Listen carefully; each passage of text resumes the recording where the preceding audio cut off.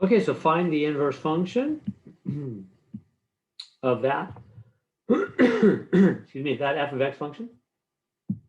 Find the inverse. Okay, how do we do it? Well, this is from the exam notes, finding an inverse function. Step one, invert x and y. Step two, solve for y. And I'm going through all the steps here, which are really similar for this problem because we have one almost exactly like that example, but I'll walk you through them here. They're in the notes for you to see as well. So step number one, switch or invert x and y. Where's y? Right here. The function f of x is y. Remember, function values are y values. And so I'm going to invert. I'm going to switch.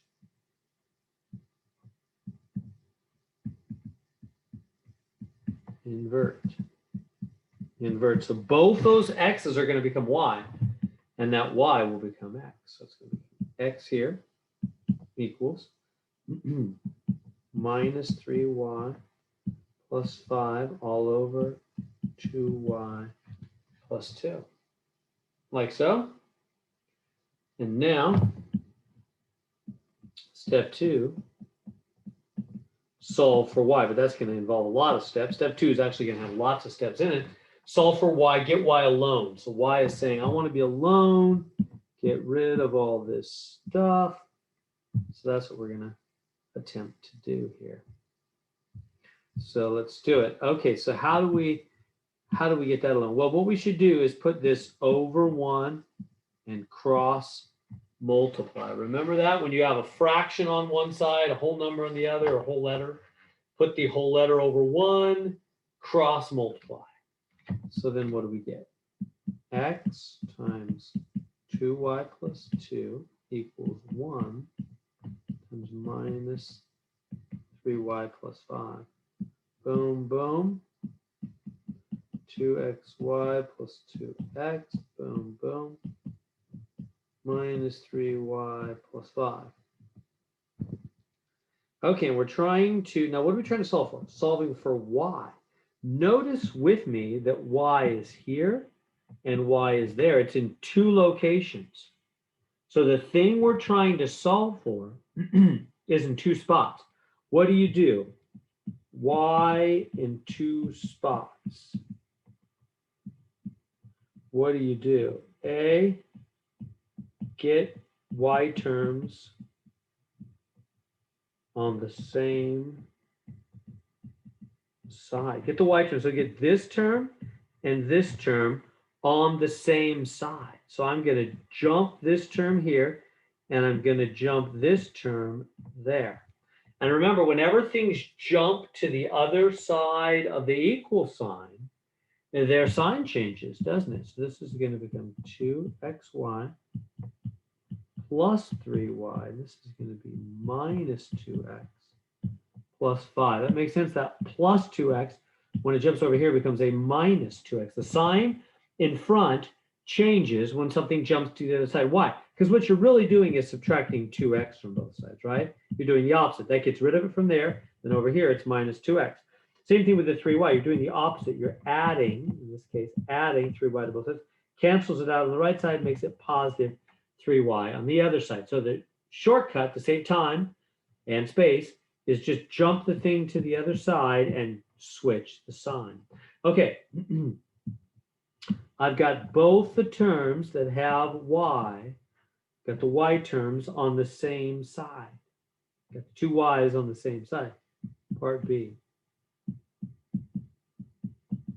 Factor out the y. So factor out the y. What does that leave? 2x plus 3.